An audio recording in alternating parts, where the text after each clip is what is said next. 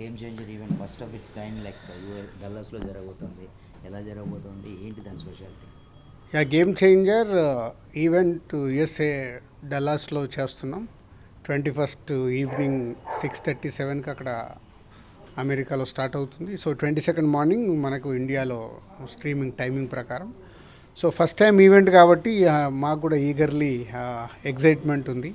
So ఈరోజు evening travel అవుతున్నాం. Hero, నేను, director and chief guest Sukumar అందరం ట్రావెల్ అవుతున్నాం. సో అక్కడ వెళ్ళి ఈవెంట్ని సక్సెస్ఫుల్గా చేసి మీ అందరికీ అంటే ఒక వావ్ ఈవెంట్ లాగా చూపించాలనే ప్రయత్నంలో ఉన్నాం. సో ఈ ఈ సంక్రాంతి దిల్ సంక్రాంతి అని ఇండస్ట్రీ అంతా అంటూ ఉన్నారు. మీకు ఎలా అనిపిస్తుంది? ఈ సంక్రాంతికి 3 సినిమాలు రిలీజ్ కాబోతున్నాయి. గేమ్ చేంజర్ 10th, అలాగే డాకు మహారాజ్ 12th, సంక్రాంతికి వస్తున్నాం 14th. సో న్యాచురల్గా 3 సినిమాల్లో 2 సినిమాలు మా ప్రొడక్షన్ హౌస్ అయితే బాలకృష్ణ గారి సినిమా సితారా అది కూడా మాదన్నట్టే. సో 3 సినిమాలు అద్భుతంగా ఆడుతాయి అని నమ్ముతున్నాను. సో ఏ జోనర్కి ఆ జోనర్గా ఉంది. సో గేమ్ చేంజర్ ఒక జోనర్లో ఉంటే, ఒక పొలిటికల్ అండ్ సిస్టమ్ మీద ఉంటే, ఒక ఫ్యామిలీ డ్రామాతో పాటు డాకు మహారాజ్ ఒక మాస్ విజువల్స్ కనిపిస్తున్నాయి, ఒక మాస్ సినిమాది. అలాగే సంక్రాంతికి వస్తున్నాం హోల్ ఎంటర్టైనర్. సో 3 ఏ జోనర్కి ఆ జోనర్లో ఉన్నాయి కాబట్టి 3 సినిమాలు సూపర్ హిట్ కావాలి, అవుతాయని ఆశిస్తున్నాను. నిన్న మీ బర్త్డే సందర్భంగానో లేకపోతే మీ బర్త్డే రోజు కోయిన్సిడెన్స్గాను ప్రమాణ స్వీకారం చేశారు. సో దాని గురించి 2 మాటలు.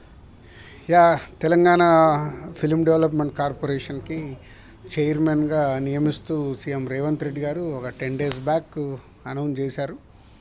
సో నన్ను ఎఫ్డీసీ చైర్మన్గా ఉండమని అడగడము, సరే ఇటు ఫిలిం ఇండస్ట్రీకి అటు గవర్నమెంట్కి మధ్యలో ఒక వారధిలాగా ఉంటూ హైదరాబాద్లో ఉన్న ఈ డెవలప్మెంట్స్ ఫిలిం ఇండస్ట్రీకి ఉపయోగపడాలి, అలాగే హైదరాబాద్ ఇటు తెలంగాణకు ఉపయోగపడాలి, అలాగే ఫ్యూచర్ విజన్ అంటే ఇవాళ తెలుగు ఫిలిం ఇండస్ట్రీ గ్లోబల్ అయింది. సో మనం లాస్ట్ ఒక 2-3 years నుంచి చూస్తుంటే మన సినిమాలన్నీ పాన్ ఇండియా సినిమాలు అయ్యి గ్లోబల్గా రీచ్ అవుతున్నాయి. Not only India, other countries కూడా రీచ్ అవుతున్నాయి. సో దీన్ని ఇంకా బిగ్గా చెయ్యాలి, అన్ని ఫెసిలిటీస్ పెరగాలి. ఇక్కడ పెద్ద పెద్ద సినిమాలు ఇంకా సులభంగా ఇండియాలో ఉన్న అదర్ లాంగ్వేజ్ వాళ్ళు కూడా హైదరాబాద్లో షూటింగ్ చేసుకోవడానికి వాళ్ళకి కావాల్సిన ఫెసిలిటీస్, ఇటు ఆల్రెడీ తెలుగు సినిమా ఎక్కడో చాలా గ్రో అయి ఉంది. దీన్ని ఇంకా పెద్దగా చేయడానికి అటు గవర్నమెంట్కి ఇటు ఫిలిం ఇండస్ట్రీకి మధ్యలో ఉండి చేయాలని ప్రయత్నం చేసి ఇంకా చాలా చేయాల్సినవి ఉన్నాయి. ఒకప్పుడు మన ఎఫ్డీసీ అని అంటే చాలా ఇటు చిల్డ్రన్స్ ఫిలిం ఫెస్టివల్ కానీ ఇటు అవార్డ్స్ కానీ అవన్నీ ఉండేటి, మెల్లిగా డైల్యూట్ అయ్యాయి. అవన్నీ మళ్ళీ ప్రాపర్గా ఫిలిం ఇండస్ట్రీకి ఒక ఎనర్జీని ఇవ్వాలి, ఒక ఎంకరేజ్మెంట్ని ఇవ్వాలి. అలాగే గవర్నమెంట్ నుంచి రావాల్సినది ఏదున్నా ఫిలిం ఇండస్ట్రీకి అన్ని పనులు చకచక అయ్యేలాగా నేను ఉండి చేయించాలనే ప్రయత్నం మొదలుపెట్టాను. సో ఈ సంక్రాంతి అయిన తర్వాత ఇంకా ఎఫ్డీసీ పైన ఫోకస్ చేస్తాను. So back to back publicity మొత్తం అంతా హెక్టిక్ స్కెడ్యూల్ మీ మీద ఉంది. సో ఎలా ఫేస్ చేయబోతున్నారు ఈ కమింగ్ డేస్ అని? ఇంకో next 25 days day and night hard work చేయాలి.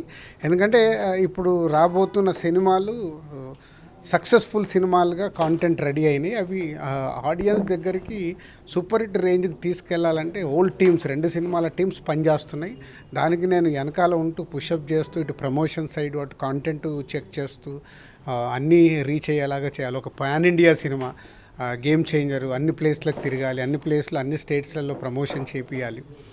ప్రమోషన్ చేస్తే పాన్ ఇండియా గ్లోబల్గా రిలీజ్ అవ్వాలి. అలాగే సంక్రాంతికి వస్తున్నాం మన తెలుగు స్టేట్స్తో పాటు పక్కన ఇటు కర్ణాటక కానీ అటు తమిళనాడు అటు ఓవర్సీస్లో కూడా బాగా ఆడే సినిమా అన్నిటి దగ్గర రీచ్ అయ్యేలాగా ప్రయత్నాలు మొదలుపెట్టాం. సంక్రాంతికి కుమ్మేస్తాం. Wishing you big Sankranti success. Thank you very much. Already CM Revanth Reddy గారు అది చెప్పారు నాకు. అంటే రాచకొండ దగ్గర ఏదైతే గవర్నమెంట్ అప్పుడు ఫిలిం ఇండస్ట్రీ కోసము ఒక ప్లేస్ అలాట్ చేసిందో దానిపైన ఫోకస్ చేయాలి, ఫోకస్ చేసి ఇంటర్నేషనల్ లెవెల్లో అక్కడ క్రియేట్ చేయాలనేది సీఎం గారి విజన్. సో ఎఫ్డీసీ చైర్మన్గా నేను చెప్పాను కదా ఇందాక, ఇటు ఫిలిం ఇండస్ట్రీకి ఎలా ఉపయోగపడుతుంది, గవర్నమెంట్ నుంచి చేసుకోవాల పనులన్నీ ఫిలిం ఇండస్ట్రీకి ఉపయోగపడేలాగా చేయాలి. అలాగే తెలుగు సినిమాని ఇంకా పెద్దదిగా చేయాలి. దానికి నేను చైర్మన్గా ఉన్నప్పుడు కావాల్సినవన్నీ చేయాలి. గద్దర్ అవార్డ్స్ కూడా ఎప్పటి నుంచి స్టార్ట్ అవుతుంది? యా, నెక్స్ట్ ఇయర్ నుంచి ఆ అవార్డ్స్ కూడా ఇవ్వబోతున్నారు, Telangana state film Gaddar awards. So అవిటి మీద కూడా కమిటీ ఆల్రెడీ ఉంది, ఆ కమిటీతో పాటు డిస్కస్ చేసి ఫైనల్ చేయాల్సిన థింగ్స్ ఉన్నాయి. ఇంతవరకు ఎఫ్డీసీకి చాలా చాలా పెద్ద పెద్ద అంటే ఎంఎస్ రెడ్డి గారి దగ్గర నుంచి చాలా మంది ప్రముఖులందరూ అంటే ఏపీ ఉమ్మడి ఏపీ దగ్గర నుంచి చేయించారు.